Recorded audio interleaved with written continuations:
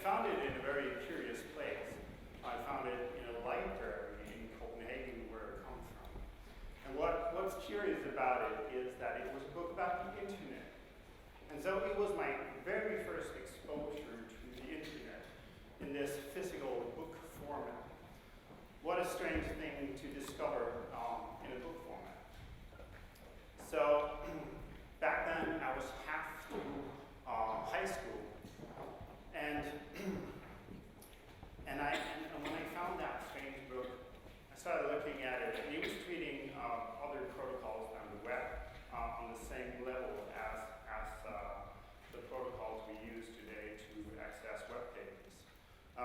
And back then, I was around 17 years old. I loved computers, and I especially loved visualizing things in computers because I could not write 5 lines of basic code. So I was much more into designing, and I found computers to be a wonderful tool for that, obviously. Now, when I read through that book about the internet, I quickly found the very first internet cafe in Denmark, a mythical place called Babel. And there I had the first real life exposure to the real internet. Not just what I was reading in this strange book, but actually experiencing the internet on a computer. What a marvelous thing, really.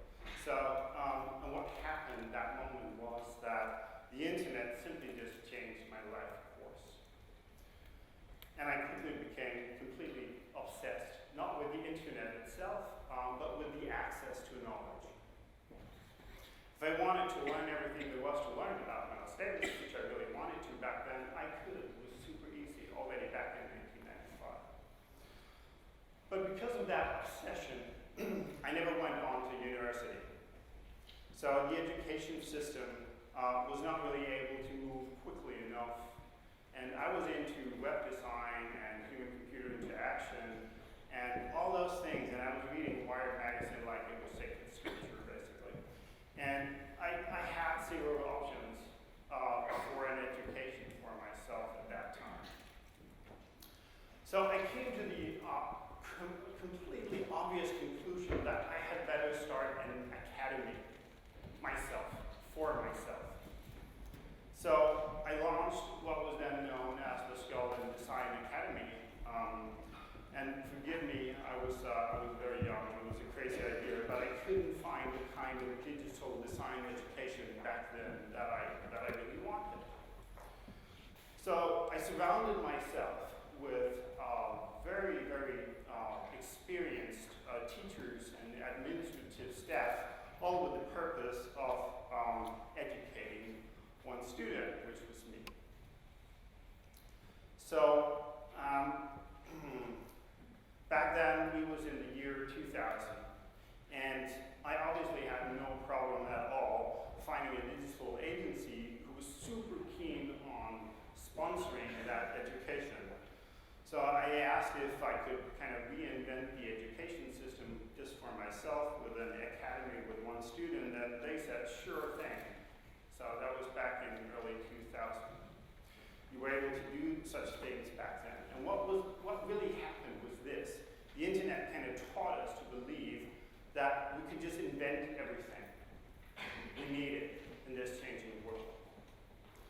So your kids and my kids, they're probably not going to have the same opportunities. They're not going to be part of that crazy ride. But I'm certain that if they're really superior at working together with robots and AI, they'll be quite well off. So I forgot something to click on. Thank you. So today I work at Magnolia as the lead product manager of the content management system that serves, let's see. So this is working.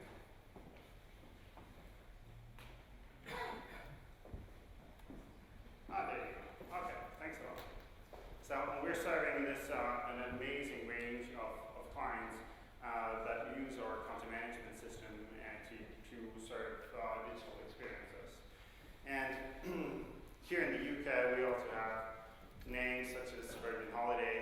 post office in Tesco and Thomas Cook working with the system.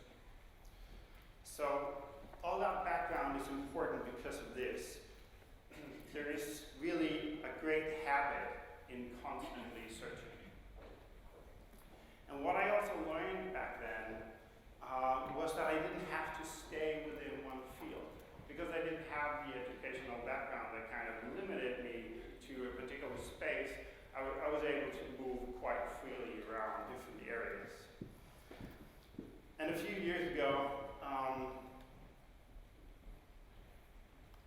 a pretty awesome and dear friend of mine said this in a talk, and that we're moving from I don't know to I didn't have time to look it up.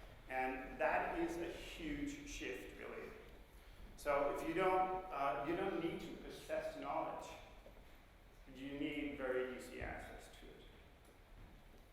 So now I'm going to dig into the real topics of the talk here, and I'd like to challenge 3 beliefs that I come across all the time in user experience design. And there you go. Okay, now let's dive into the topics I really want to share with you. So, as you see, it is all connected to being less careful about categories of knowledge because of my lack of educational background. Now, there are certain ideas, methods, and concepts that we subscribe to in user experience and hold on to dearly in internet application design. We have simply come to a point where our practice has been formed. It's pretty great, actually. We were the ones who were able to write the books. We were the ones who could just come up with the way we wanted to work. And we've experienced that over like a brief moment here in the past 20 years, which is quite remarkable, really. So, while working on user experience for internet applications since around the 90s, I came to the conclusion that there had to be something to learn from completely other spaces, because I went to all these conferences and I read all these books written by people just like me who were formulating how to work, but there had to be something else out there that could kind of inform our practice. That was the wonderful idea I got. So that is very, very obvious, of course. But I think what happened is this: we were just excited. We were simply just excited because it was an open space. We could design our own practice. Now, when we look at our own practice today, there are 3 particularly strong beliefs we tend to hold on to here. And the first one is simply the use case, the better. And the second one I'd like to talk to you about is that change is good. And the third one is about rapid prototyping. There you go, rapid prototyping, which is completely, totally awesome. So those are the 3 topics that I'll go through here, if my clicker works. No. Right. There you go. Okay. So I went out and started looking at completely different fields, and I wanted to explore them in order to have to stay close here. No. Do you have another one?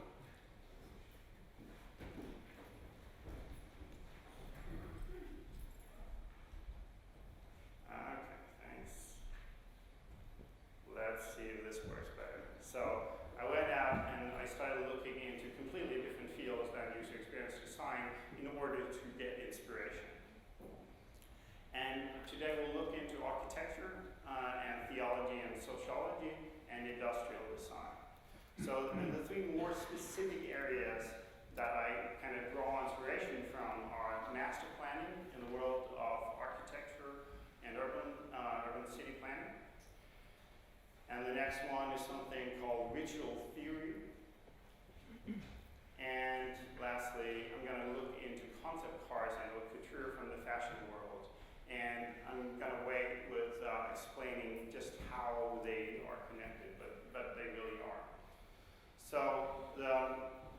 where I'm really blissfully ignorant and can kind of take advantage of my freedom of not having an education. I can look at different fields here. So we'll start at this one. The simpler the use case, the better. In user experience, there's a truckload, really, of emphasis on simplifying the use cases, and just kind of narrowing down things, figuring out what is the simplest way to work with this. And as a user experience designer, that is kind of a gospel, and you will most likely shout that out if you're woken up abruptly in the middle of the night, I think. But you also are acutely aware, as a user experience or service designer, that the world around you is simply just too complex, really, in order to really bring order to it via these very simplified use cases. So everyone's trying to do that, especially in the bite-sized mobile app world. We're always trying to kind of narrow it down to find, okay, what is the simple way to work with a complex problem. So, here's the thing. I've stumbled into this many, many times in my career. I've been proposed or I've been working on a problem where I simply could not know the end user case or the kind of the way our software would be worked with. And that's a very challenging thing for a designer because you're not really able to go out and interview people, and design thinking teaches us to have empathy with our users. That is very difficult to do if you don't know what your software will eventually be used for, which is the case in many of the larger platforms, such as the ones I've been working with. So this is Copenhagen. Let me just give you an example from master planning here. And this is the harbor of Copenhagen back in 1930, I believe. And back then, it was all about trade and military concerns. So the harbor area was designed in such a way that it would facilitate trade and military. Now this is the harbor, the same harbor today. And what I'm saying here, or here's another picture of it, what I'm saying here is that there is no way the designers or the architects or anyone influencing the harbor design back then could have known what the harbor would eventually be used for many, many years later. And that is the same we experience with software quite often, that we're building something, we simply just don't know the full picture of what will happen with it later, which is kind of a challenge. And in many places around the world, urban planners have to deal with this when they're laying out completely new cities, because there's a lot of infrastructure changes going on at the moment, but they cannot say exactly what it will be, but they are forced to take decisions right now. So the questions about what changes will really unfold in the coming years are plentiful, of course, and they'll have massive impact on the way cities are being built. So I went out and thought, okay, I need to completely redesign a content management system. Some years ago, I did that over the course of 2 years. And I stumbled into this problem that it was impossible, really, to pinpoint or nail the use cases. And it was even also impossible for me to say exactly who would be using the software. Of course, there's some areas or some user types that I was extremely familiar with, but it was also quite clear that new people were starting to use the software in new ways. So I went to London and spoke to Yat Hui, who is an urban planning architect for the Greater London Authority, and asked her to teach me about urban planning and master planning in architecture. And it just turned out that master planning knows a lot about how to design for inclusivity of the unknown. Now there's there's a long list of principles around transport-led development and wayfinding, and about respecting the boundaries between what is private and what is public in master planning that you can completely use in software design. It's very easy actually to apply those principles. And it turned out that it worked exceptionally well while redesigning a larger software application. So I came to the conclusion that when the simple use case approach kind of breaks down, turning to master planning was quite effective. And the questions that you suddenly ask yourself are just very, very different from the ones that you would typically ask in a user goal, user experience process. Now the next topic that I'd like to talk about is the belief that change is always good. Now from the organizational, there's this thing called change aversion that I guess all of you know about. There's this thing that organizations, they see strategic opportunity that forces them to change or instills a change. And on the other hand, users become averse to many of the changes that they face in their daily lives in front of digital services.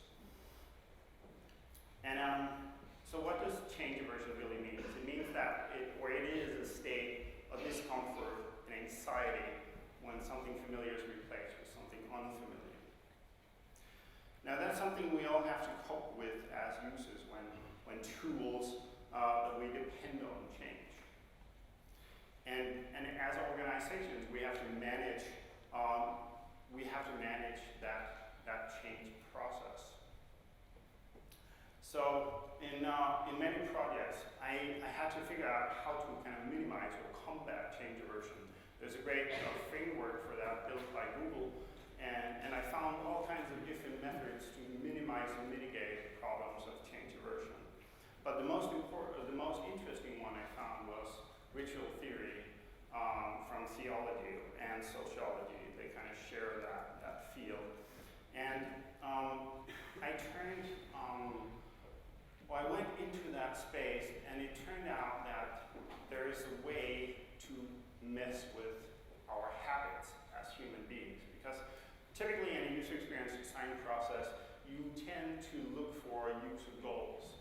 That's a very common way to work. But when you're changing a software application that you rely on, looking at transitioning habits turns out to be a really, really good way to approach things, because then you can change a lot of stuff on the UI side, but if you keep some vital habits stable in the transition process, you'll enable yourself to mitigate change aversion. And that line of thinking just came from a completely different field than what I was typically working with. So the last thing I'd like to talk about here, the last belief, is that rapid prototyping is awesome and is always great. So don't get me wrong, I really love rapid prototyping. I do that all the time. I'm a big believer in design thinking, and rapid prototyping is a natural part. But because I work in product management, I have to look at portfolios of products, not just one product exclusively. And there's something hidden inside the belief of rapid prototyping, which is about the focus on one product at a time. I see that quite often, at least. Again, I went out and looked for inspiration outside of my usual realm, and I found something very, very interesting, I think. It's a pattern that stretches across both concept cars and haute couture in fashion. And the problem I was really looking to solve here was that I often see those product teams throwing away a lot of great ideas because they're focusing on this one product at a time. And in addition, I see product teams who kind of narrow down their innovation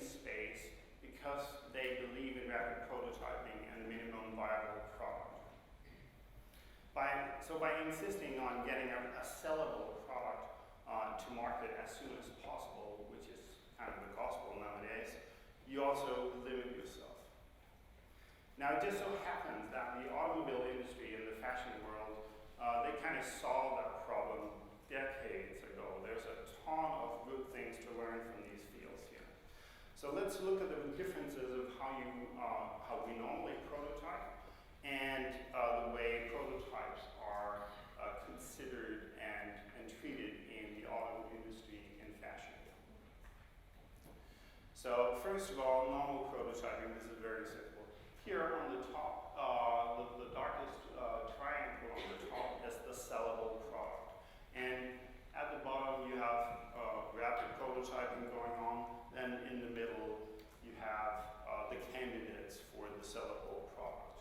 So you kind of move up as quickly as possible. So this is all about trying to fail as fast as possible. At the bottom, doing 5-day prototypes and that whole line of thinking, and then moving up towards the sellable product as fast as possible. So essentially, after the process is done, what you have is something that is supposed to have value. Hopefully it has on the top, and everything else is just kicked out and deleted. Now, concept cars and haute couture, they treat prototypes in a completely different way. So here, this is imagine that the white triangle here is a concept car, for example. What they do is that they take multiple trends and ideas and technology, and they kind of merge that into a concept car which is not intended to be sold.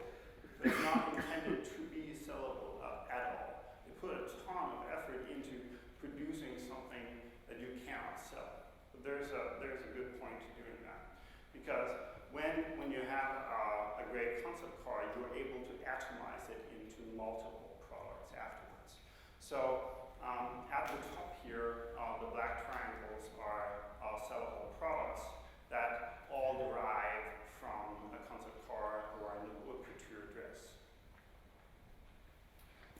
So again, if you look at it in this way, there is value at the top and trash at the bottom. And here, what's important to understand is that when you look at concept cars or haute couture, they kind of take bits and pieces from a concept car and then again atomize it into multiple products. So,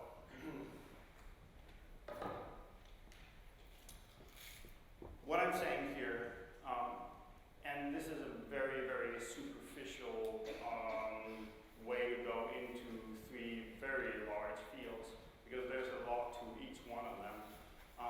But what I'm really saying here is that it's fantastic that we managed to come up with a complete practice and with methods and concepts and everything of our own user experience.